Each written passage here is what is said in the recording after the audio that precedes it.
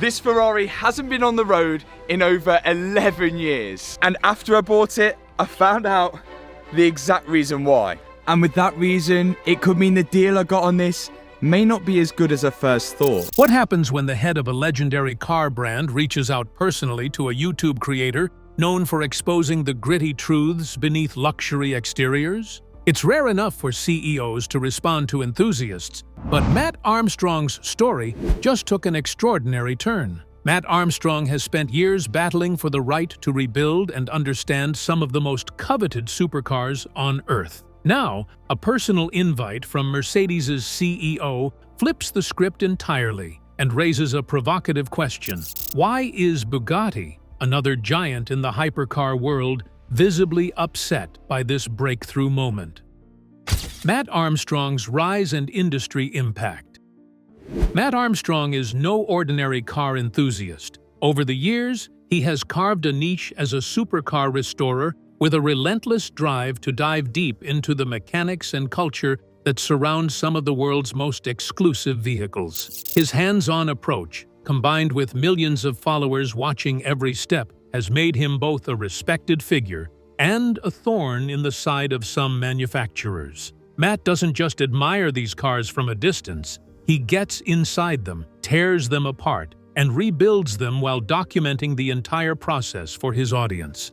This unique access and transparency give him a perspective that many traditional automotive insiders lack. His work has produced moments that challenge how manufacturers control their vehicles beyond the showroom. For example, when Mat bought a wrecked Ferrari 296 GTB, he took on a project that most would avoid due to the severe damage and complex hybrid systems involved. Yet, instead of quietly repairing the car, Mat openly documented every hurdle, including the factory's resistance to letting him order parts or receive diagnostic support. Through this, he sparked a larger debate about ownership rights and manufacturer control in an era where modern supercars rely heavily on proprietary technology. His influence reaches millions, and his experiences with Ferrari and Bugatti have spurred broader conversations across the car community about transparency and customer empowerment. Mat's rise has coincided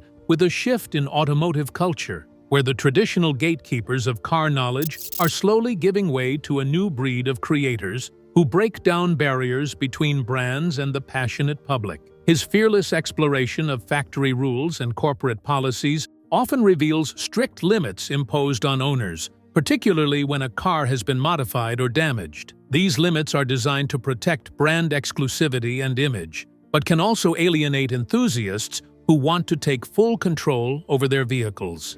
Through Mat's lens, viewers witness the tension between cutting-edge technology, corporate control, and personal freedom that defines today's supercar ownership experience. The significance of Mat's role is heightened because he does not just critique or admire cars superficially. He exposes the raw technical and corporate realities behind them. His audience trusts him to deliver honest insight, and his projects often highlight how manufacturers' policies affect everyday owners in tangible ways. This has earned him both fans and critics. Some see him as a champion of automotive rights, while others view his approach as disruptive or overly confrontational. Nevertheless, the impact of his work cannot be dismissed. Mat Armstrong has become a central figure in discussions about the future relationship between car makers and customers. What makes Mat's journey particularly compelling is that he insists on pushing boundaries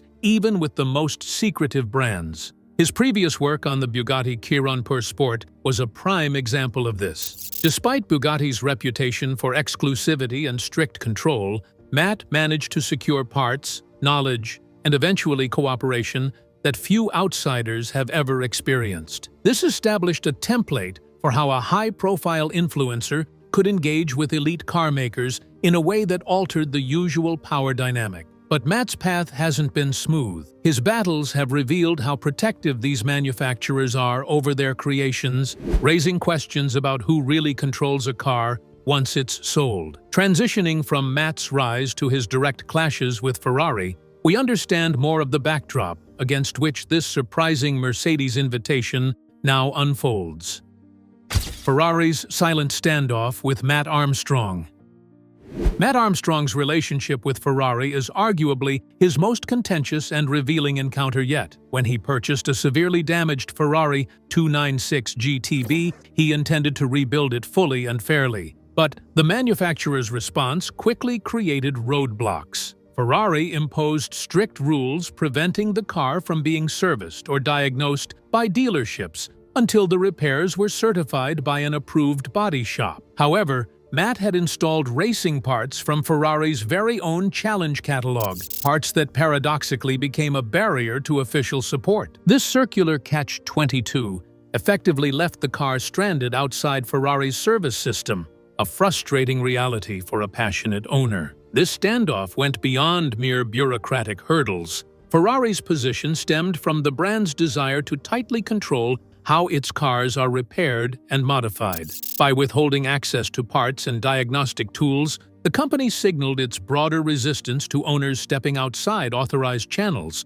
especially for vehicles with crash histories or upgrades aimed at racing. Mat's efforts to navigate these restrictions while documenting every challenge exposed a conflict between corporate policy and individual ownership rights. The automotive community watched closely as Ferrari's silence contrasted sharply against Mat's vocal persistence. The impasse with Ferrari highlighted just how protective the Italian marque is about its image and technology. Unlike Bugatti, which had shown some willingness to engage during Mat's Bugatti Chiron pour Sport project, Ferrari's approach was cold and distant. The company chose institutional silence over dialogue, frustrating Mat's millions of viewers and amplifying criticism across social platforms. This refusal to communicate only fueled speculation that Ferrari prioritized controlling the narrative rather than helping a customer. The struggle became emblematic of a larger issue, the collision between heritage automakers and an increasingly transparent, connected audience. Eventually, Ferrari relented, after months of public pressure and widespread attention, to help Mat get the car running with a Challenge body kit fitted. But the whole thing sort of settled quietly. No formal acknowledgement about the hurdles that made the process so arduous. You could tell the relationship had taken a hit, and the episode basically highlighted one main insight. Ferrari values its exclusivity and mystique so much it can sit through a bit of temporary negative publicity rather than really lean into a collaborative repair culture in the open. In doing so, they keep an old guard mentality that, honestly, can start to feel out of sync with how customers expect things to work now. Ferrari's strict rules go beyond repairs and parts too. Their policies are meant to protect brand identity by managing what the cars symbolize and how they look when they're seen out in the world. Mat's project, openly documented, plus all those racing upgrades, didn't really match the brand's carefully curated sense of exclusivity and perfection. That tension between an owner's autonomy and brand stewardship has been at the center of plenty of public arguments, and it also helps explain Ferrari's readiness to sideline people who push against the edges. The approach reflects a corporate philosophy where the price of engaging loudly passionate enthusiasts is considered more than the goodwill it might create. As the story of Ferrari's silent struggle with Mat went public, another iconic brand watched closely, and with growing discomfort. Bugatti's protective posture. Bugatti's interactions with Mat Armstrong provide a striking contrast to Ferrari's silence, yet they reveal their own brand of protectiveness. When Mat began his famed Chiron pour Sport rebuild, Bugatti's CEO at the time, Mat Armstrong, took a notably different approach. Instead of shutting down Mat's project or hiding behind formal silence, Rimac publicly acknowledged the challenges, expressing concern about safety, but ultimately engaging in dialogue. This response reflected a nuanced understanding of how to manage transparency while preserving Bugatti's elite status. Despite this more open stance, Bugatti remained deeply protective of its brand image and technical secrets. The company's concern was not just about a YouTube build, but about maintaining the aura of exclusivity that defines Bugatti. They carefully monitored Mat's progress and later stepped in to help when necessary, but always within strict boundaries. Bugatti understood that while engagement could build trust, it couldn't come at the cost of losing control over their rarefied reputation. The balance between openness and tight management was delicate and ongoing. The contrast between Bugatti's engagement and Ferrari's silence kind of illuminated different corporate philosophies when it comes to dealing with enthusiasts. Bugatti's willingness to communicate softened public pushback and helped legitimize Mat's build as a genuine celebration of their engineering, rather than like a rebellious provocation. Still, behind that openness, there was persistent wariness. Bugatti made it very clear it did not want to encourage anyone to drift away from factory-approved procedures, especially with the immense value and the sheer complexity of its vehicles involved. Their approach felt more collaborative, but it was never entirely relaxed or carefree. Bugatti's protective posture really intensified as Mat's rebuild started gaining traction online, reaching millions of viewers. The brand wanted to avoid the impression that its cars can be casually altered or repaired without any oversight. And this heightened vigilance also came from Bugatti, sitting at the apex of automotive exclusivity, where customer experience is, basically, a tightly managed part of the product's value. A mistake or an unauthorized change could create real damage, so Bugatti's watchful stance was not that surprising. Even so, the fact that there was a respectful dialogue with Mat gave Bugatti a way to steer the narrative on its own terms. That dynamic produced something close to a rare kind of transparency in the hypercar world, a transparency that acknowledged how digital influencers are becoming more important without fully surrendering control. From Bugatti's cautious diplomacy, the scene shifts to a surprising move in Mat's journey, one that could redefine how enthusiasts and manufacturers interact. The unexpected Mercedes invitation. In a landscape where many manufacturers maintain a guarded distance from outspoken enthusiasts, Mercedes made an unexpected move by personally inviting Mat Armstrong for a factory tour. This invitation sent ripples through the automotive community, signaling a potential shift in how established brands engage with influential content creators. Instead of staying behind corporate walls, Mercedes's approach suggested a willingness to open dialogue and perhaps embrace a new kind of transparency. For Mat, who had battled silently with Ferrari and cautiously with Bugatti, this was a surprising endorsement. This move by Mercedes reflects a recognition that modern car culture is evolving. Influencers like Mat have outsized reach and the ability to shape public opinion on a scale traditional media cannot match. Rather than dismiss or ignore such voices, Mercedes appears to be experimenting with collaboration, leveraging Mat's credibility to bridge the gap between manufacturer and enthusiast. It's a calculated risk that could humanize the brand and demonstrate confidence in their engineering and culture. This invitation was not just a courtesy, it was a statement about the changing balance of influence in the automotive world. Mercedes has long cultivated an image of innovation, blending luxury with cutting-edge technology. By inviting Mat in, they may be acknowledging that enthusiasts want more than just sleek designs and impressive specs. They crave authenticity and access to the deeper story behind the car. The factory tour offered Mat a rare behind-the-scenes look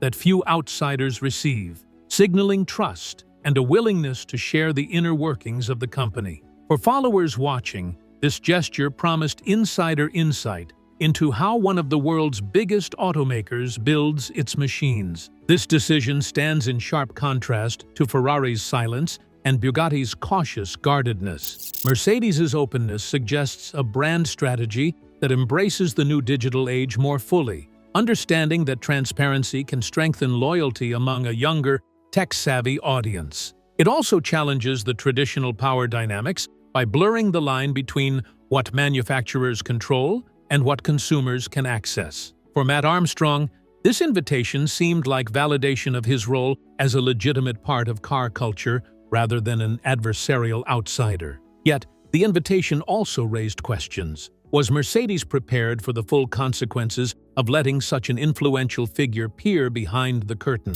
Revealing the inner workings and culture of a high-profile factory risks exposing vulnerabilities as well as strengths. Still, the decision to take that chance reflected a corporate confidence rarely seen in the industry. In this light, Mercedes's move could mark the beginning of a new era of openness, if it lives up to the promise. The evolving dynamics that Mercedes unveiled unsettled not just fans, but also rival manufacturers, casting a new light on old tensions. Why Bugatti is furious.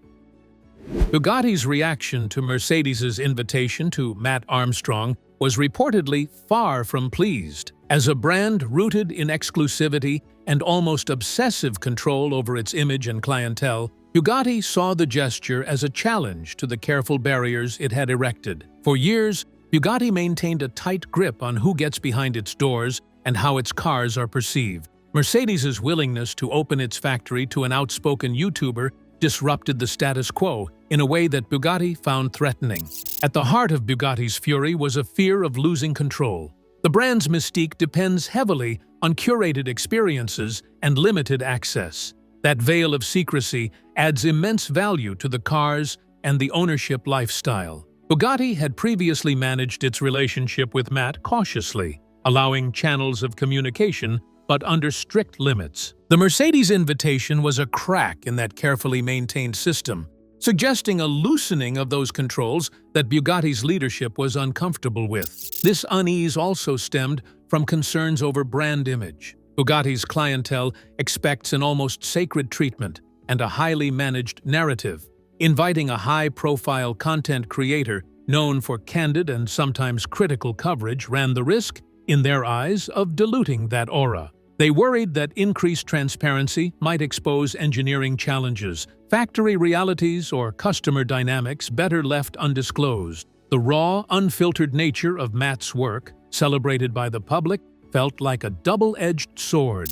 Bugatti's frustration highlights a broader tension in the luxury hypercar market, where openness threatens to blur the lines between exclusivity and accessibility. For Bugatti, exclusivity is not just a marketing tool, but a foundational aspect of the brand's identity. Mercedes's approach forced Bugatti to confront uncomfortable questions about whether it could maintain its mystique in a digital age where authenticity and raw access are increasingly demanded.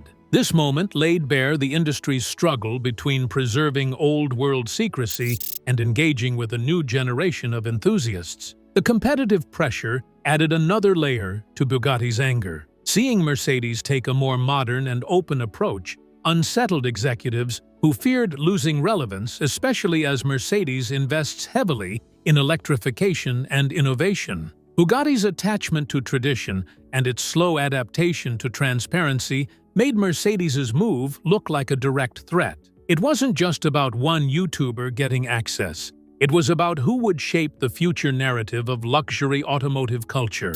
Behind the uneasy silence from Bugatti, the next chapter in car culture is quietly being written by those daring enough to break old rules. What this means for the future of car culture. The unexpected invitation from Mercedes to Mat Armstrong signals more than just a single event. It marks a potential turning point in how car culture and the automotive industry interact. For decades, luxury and hypercar brands have guarded their creations behind layers of secrecy, controlling who gains access to their technology and stories. This model is increasingly at odds with a market where transparency, authenticity, and digital engagement shape brand perception. Mat's journey embodies this cultural shift, challenging old hierarchies and demanding greater openness from the most exclusive manufacturers. Manufacturers now find themselves at a crossroads. On one side lies tradition, where tight control over brand image and customer experience preserves exclusivity and mystique. On the other side is a world driven by social media and content creators who bring cars into the public eye unfiltered and in real-world contexts. As Mercedes demonstrated, embracing this new reality can foster a closer connection to the passionate audience that craves genuine access. Brands willing to adapt are likely to cultivate stronger loyalty and stay relevant in a younger, tech-oriented generation. This evolution also raises important questions about ownership and control. When a car leaves the factory, who really governs its story? Mat Armstrong's battles highlighted how manufacturers can restrict repairs, modifications, and engagement, effectively limiting an owner's freedom. The rise of influencers who share every detail of these cars challenges that model and pushes companies to re-examine their policies. Transparency is becoming less optional and more expected, transforming the relationship between brands and customers. At the same time, this transformation carries risks. Brands face the delicate task of balancing transparency with protection of proprietary technology and brand integrity. Too much openness could erode the carefully cultivated exclusivity that justifies the premium price tags and status. Yet, too little engagement risks alienating the new generation of buyers who value authenticity and access.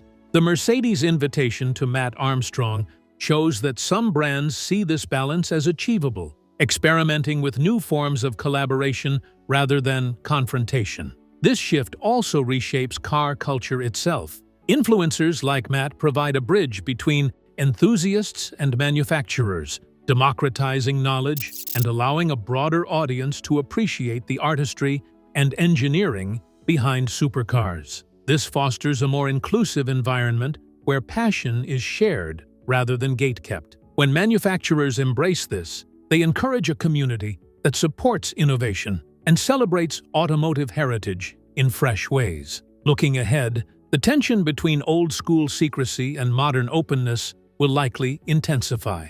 Some brands may cling tightly to tradition, while others innovate with transparency. The industry's response to creators like Mat Armstrong will serve as a bellwether for how the luxury automotive world evolves in a digital age. Enthusiasts who once settled for passive admiration are now active participants, shaping narratives and influencing brands in unprecedented ways. Mat Armstrong's journey from battling Ferrari's silence to receiving a personal invite from Mercedes highlights a seismic shift in automotive culture. This new openness challenges tradition and invites enthusiasts into the story like never before. If you found this insight valuable, be sure to like, subscribe, and join us for more deep dives into the evolving world of cars and culture.